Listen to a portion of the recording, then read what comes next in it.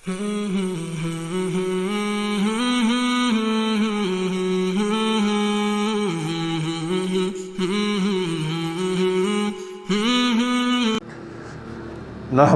نصلی علی رسولہ الکریم، اما بعد فاعوذ باللہ من الشیطان الرجیم، بسم اللہ الرحمن الرحیم۔ محترم ناظرین، السلام علیکم ورحمۃ اللہ وبرکاتہ۔ قبر کے احوال اور فرشتوں کے سوالات کے بارے میں حدیث بیان کروں گا۔ حدیث ہے، فرمایا رحمۃ اللہ العالمین صلی اللہ علیہ وآلہ وسلم نے کہ جب میت کو دفن کر دیا جاتا ہے تو اس کے پاس دو فرشتے آتے ہیں جن کا رنگ سیاہ اور آنکھیں نیلی ہوتی ہیں۔ ایک کو منکر اور دوسرے کو نکیر کہا جاتا ہے۔ وہ دونوں حضرت محمد صلی اللہ علیہ وآلہ وسلم کے متعلق سوال کرتے ہیں کہ ان کے بارے میں تو کیا کہتا ہے؟ میت اگر ایمان والی ہے تو جواب دیتا ہے کہ وہ اللہ کے بندے اور اس کے رسول ہیں، یعنی اشہد ان لا الہ الا اللہ و اشہد ان محمدًا عبدہ و رسولہ کہتا ہے۔ یہ جواب سن کر وہ دونوں کہتے ہیں کہ ہم کو معلوم تھا کہ تو یہی جواب دے گا۔ اس کے بعد اس کی قبر 70 ہاتھ مربع کشادہ کر دی جاتی ہے اور قبر کو روشن کر دیا جاتا ہے۔ پھر اس سے کہا جاتا ہے کہ اب تو سو جا۔ وہ کہتا ہے کہ میں تو اپنے گھر والوں کے پاس جاتا ہوں، ان کو اپنا حال بتاؤں گا۔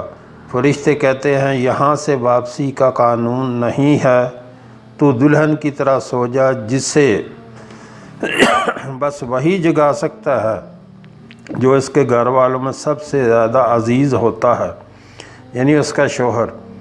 غرض کہ وہ آرام میں رہتا ہے جب تک کہ اللہ اس کے لیٹنے کی جگہ سے قیامت کو نہ اٹھائے۔ اور اگر میت منافق یا کافر ہوتی ہے تو فرشتوں کے سوال پر جواب دیتا ہے کہ میں تو نہیں جانتا لوگوں کو اس بارے میں جو میں نے کہتے سنا وہی اس نے کہتا ہے کہ میں تو ان کے بارے میں نہیں جانتا۔ پھر اس پر وہ فرشتے کہتے ہیں ہم کو تو معلوم تھا تو یہی جواب دے گا۔ اس کے بعد زمین سے کہا جاتا ہے کہ اس کو دبا دے، چنانچہ زمین اس کو اس طرح دبا دیتی ہے کہ اس کی ادھر کی پسلیاں ادھر چلی جاتی ہیں۔ پس وہ برابر عذاب میں رہے گا جب تک کہ اللہ اسے اس جگہ سے قیامت کو نہ اٹھائے۔ دوسری حدیث میں فرمایا سرور دو عالم صلی اللہ علیہ وآلہ وسلم نے کہ میت کے پاس قبر میں دو فرشتے آتے ہیں جو اس کو بٹھا کر سوال کرتے ہیں من ربو کا، تیرا رب کون ہے؟ اگر وہ مومن ہے تو کہتا ہے میرا رب اللہ ہے۔ پھر وہ پوچھتے ہیں کہ من دینوں کا، تیرا دین کیا ہے؟ تو وہ جواب دیتا ہے کہ میرا دین اسلام ہے۔ پھر وہ پوچھتے ہیں اس شخص کے بارے میں کیا کہتا ہے جو اللہ رب العزت نے آپ کی طرف بھیجا، یعنی رسول اللہ صلی اللہ علیہ وآلہ وسلم کے بارے میں پوچھتا ہے۔ تو وہ جواب دیتا ہے کہ وہ اللہ کے رسول ہیں صلی اللہ علیہ وآلہ وسلم۔ فرشتے دریافت کرتے ہیں یہ تجھے کیسے معلوم ہوا؟ تو وہ جواب دیتا ہے کہ میں نے اللہ کی کتاب پڑھی، اس پر ایمان لایا اور اس کی تصدیق کی، جیسا کہ سورۃ ابراہیم میں ہے یثبت اللہ الذین آمنوا بالقول الثابت فی الحیات الدنیا و فی الآخرہ میں اس کا مضمون ذکر ہے۔ جب وہ صحیح جواب دے دیتا ہے تو اللہ کا ایک منادی آسمان سے پکار کر کہتا ہے کہ میرے بندے نے سچ کہا، اس کے لیے جنت کا بچھونا بچھا دو اور اس کو جنت کا لباس پہنا دو اور اس کے لیے جنت کا ایک دروازہ کھول دو۔ چنانچہ دروازہ کھول دیا جاتا ہے اور وہ جنت کا آرام اور اس کی خوشبو اس کو پہنچتی رہتی ہے، جہاں تک کہ اس کی نظر جائے وہاں تک قبر کشادہ کر دی جاتی ہے۔ اور کافر کی موت کا ذکر کرتے ہوئے ارشاد فرمایا کہ قبر کے اندر اس کی روح جسم میں لٹائی جاتی ہے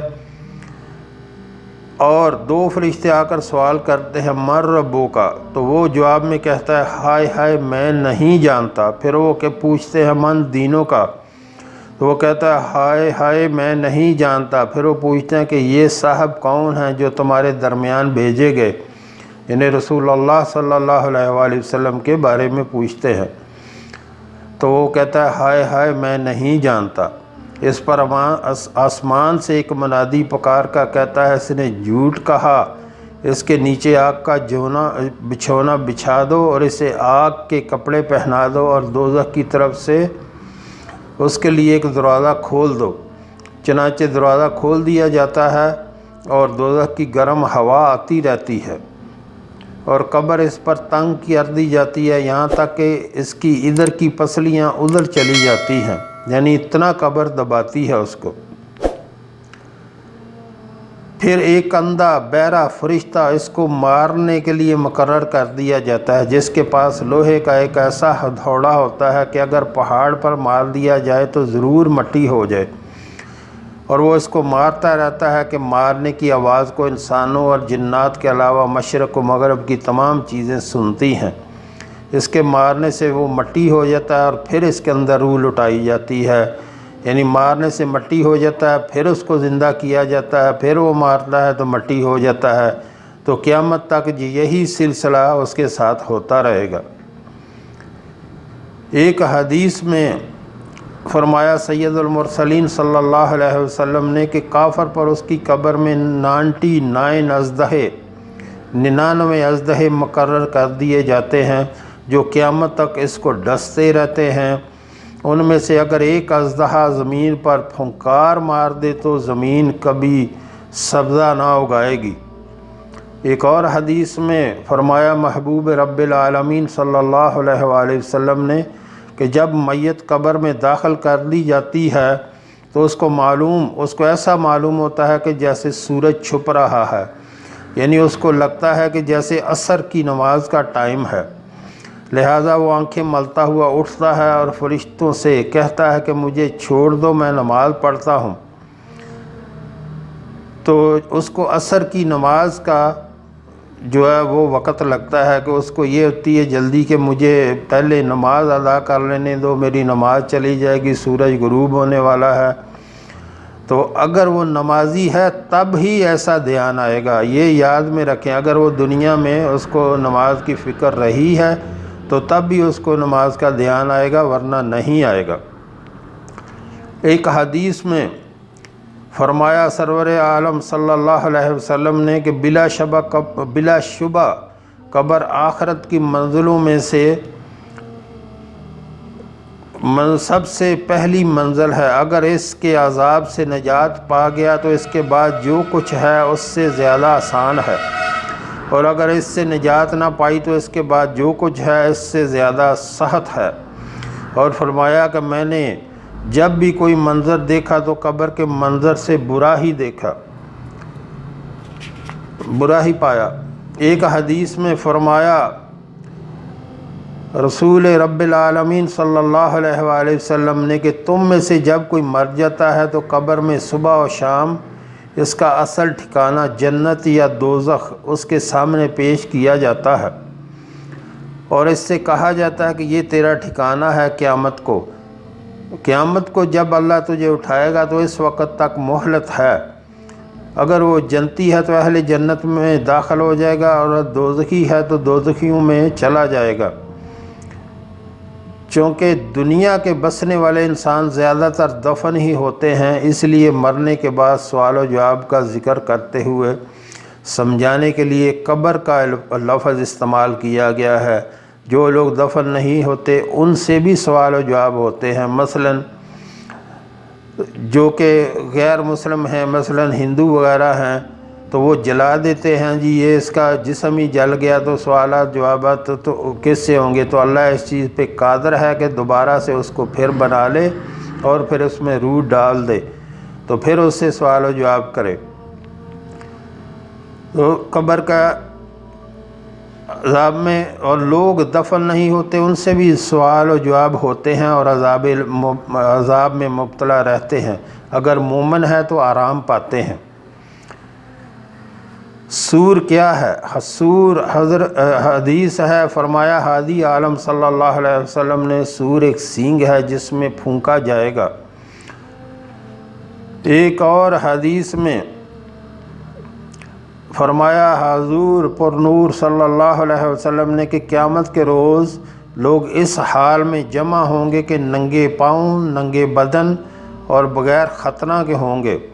سیدہ عائشہ رضی اللہ تعالی عنہا نے عرض کیا، یا رسول اللہ صلی اللہ علیہ وسلم، یہ تو بڑے شرم کا مقام ہوگا کہ سب مرد عورت ایک دوسرے کو دیکھیں گے۔ حضرت صلی اللہ علیہ وآلہ وسلم نے فرمایا، اے عائشہ، قیامت کی سختی اس قدر ہوگی اور گھبراہٹ اور پریشانی سے ایسے بدحال ہوں گے کہ کسی کو دوسرے کی طرف دیکھنے کا دھیان نہ ہوگا۔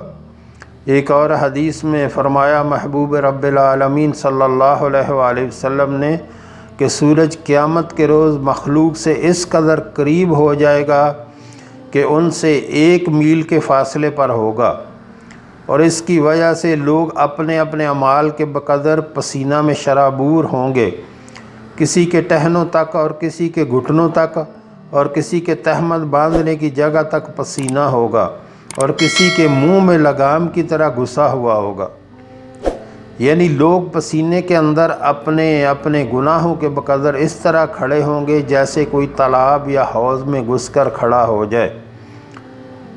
ایک اور حدیث میں فرمایا نبی اکرم صلی اللہ علیہ وآلہ وسلم نے کہ جس نے اپنے بھائی کی آبروئی کی یا کسی طرح کسی چیز کے ذریعے کوئی ظلم کر رکھا ہو تو معافی مانگ لیا کرے، ادائیگی حق کے آج ہی اس دن سے پہلے حساب کر کے، جب کہ دینار و درہم یعنی پیسہ روپیہ کچھ نہ ہوگا۔ یعنی کسی نے اپنے بھائی کی آبرو روئی کی ہو یا اس کو بے عزت کیا ہو یا اس کا حق کھایا ہو یا اس کا مال کھایا ہو، اگر اس کی بے عزتی کی ہے تو اس سے معافی مانگ لے، اگر اس کا مال کھایا ہے تو اس کو واپس کر دے اس دن سے پہلے کہ جب درہم و دینار کام نہ آئیں گے، اس سے پہلے اس کا حق ادا کر دے۔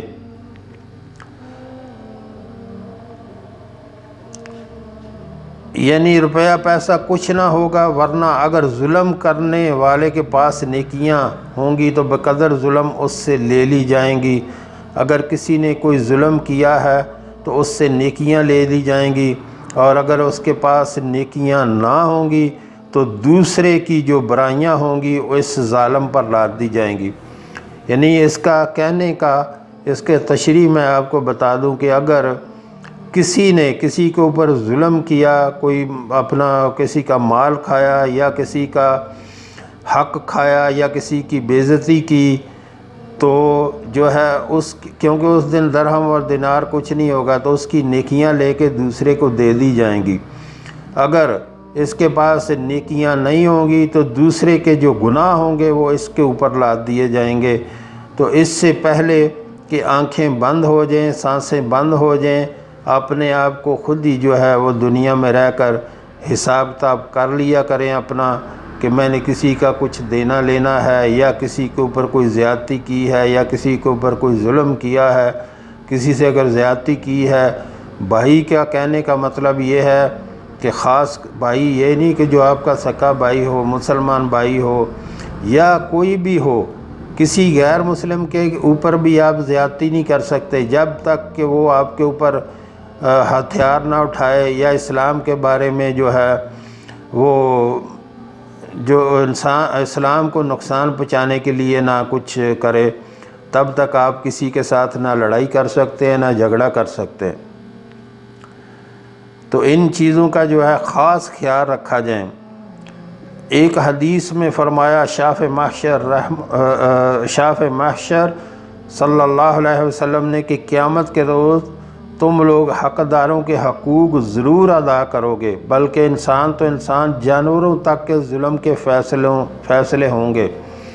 یعنی ہر ایک کا فیصلہ ہوگا، جو کسی نے کسی کا حق مارا ہے تو اس کو لے کے دیا جائے گا، حتیٰ کہ جانوروں کے بھی فیصلے ہوں گے، یہاں تک کہ سینگ والی بکری سے بے سینگوں والی بکری کو بدلہ دیا جائے گا۔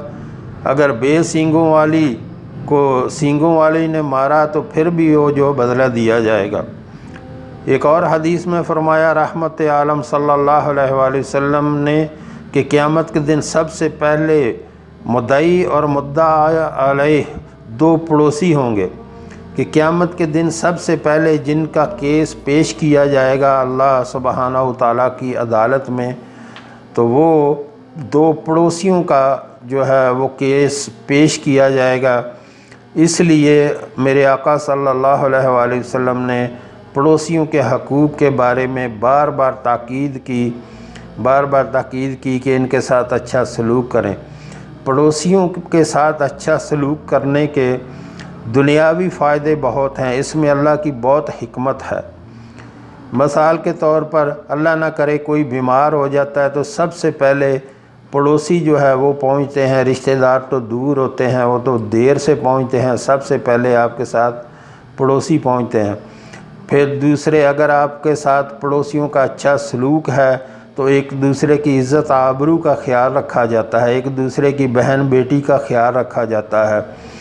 اس میں لاکھوں ساری جو ہیں وہ مصلحتیں ہیں پڑوسیوں کے حقوق کے بارے میں۔ تو جس نے برا سلوک کیا پھر اس کے ساتھ جو ہے اس کو بدلہ دیا جائے گا اللہ کی عدالت سے۔ تو اس لیے پڑوسیوں کے ساتھ خاص کر جو اچھا سلوک کرنا چاہیے، ان کے ہر غم میں ہر خوشی میں شامل ہونا چاہیے۔ ان کے ساتھ اگر گھر میں کچھ بنایا آپ نے تو تھوڑا سا اس میں پانی زیادہ کر لیں اور پڑوسیوں کے گھر میں بھیجیں جو آپ نے کھانا بنایا، تو یہ پڑوسیوں کے حقوق میں شامل ہیں۔ تو اس کے لیے خاص خیال رکھیں، پڑوسیوں کے بارے میں خاص خیال رکھیں۔ ان کے بارے میں میرے آقا صلی اللہ علیہ وآلہ وسلم نے بار بار تاکید کی ہے پڑوسیوں کے حقوق کے بارے میں۔ تو باقی جو عمل دنیا سے آپ کرتے ہوئے جائیں گے وہی کرتے ہوئے آپ اٹھیں گے۔ اگر نیک عمل کرتے جائیں گے تو نیک عمل کرتے ہوئے قیامت میں قبر سے اٹھیں گے۔ جس حالت میں جو مرے گا وہ اسی کے ساتھ کر دیا جائے گا۔ اگر دنیا میں نیک لوگوں کے ساتھ بیٹھنا اٹھنا ہے تو قیامت میں بھی نیک لوگوں کے ساتھ بیٹھنا اٹھنا ہوگا۔ تو محترم ناظرین، نماز کی خاص کر پابندی کریں۔ نماز جو ہے اس کی کسی حالت میں چھوٹ نہیں ہے، یہ فرض ہے، اور نماز کے فائدے بہت ہیں۔ آپ جسمانی طور پہ بھی اور جو ہے پاک صاف رہتے ہیں، بیماریوں سے بچے رہتے ہیں، اور ایک مسلم اور غیر مسلم میں فرق صرف نماز پیدا کرتی ہے۔ کیسے پتہ چلتا ہے؟ شکل تو سب کی ایک جیسی ہوتی ہے، مسلمان غیر مسلمان سب کی شکل ایک جیسی ہوتی ہے، تو فرق کون سی چیز پیدا کرتی ہے؟ وہ نماز ہے، کہ جب نماز کا ٹائم ہوتا ہے مسلمان فوراً اٹھتا ہے، نماز پڑھتا ہے۔ تو خود بھی نماز کی پابندی کریں اور اپنے گھر والوں کو بھی اس کی تاکید کریں، اپنے اولاد کو اور اپنے جاننے والوں کو، رشتہ داروں کو، اپنے محلے داروں کو، سب کو اس کی تاکید کریں۔ جو کسی نے ایک بات کوئی سنی، جو دین کے بارے میں ایک بات کوئی جانتا ہو، وہ آگے دوسروں تک پہنچائے تاکہ دوسرے بھی اس پر عمل کریں۔ جو ہم نے پڑھا، جو ہم نے سنا، اللہ ہمیں اس پر عمل کی توفیق عطا فرمائے۔ وآخر دعوانا الحمدللہ رب العالمین۔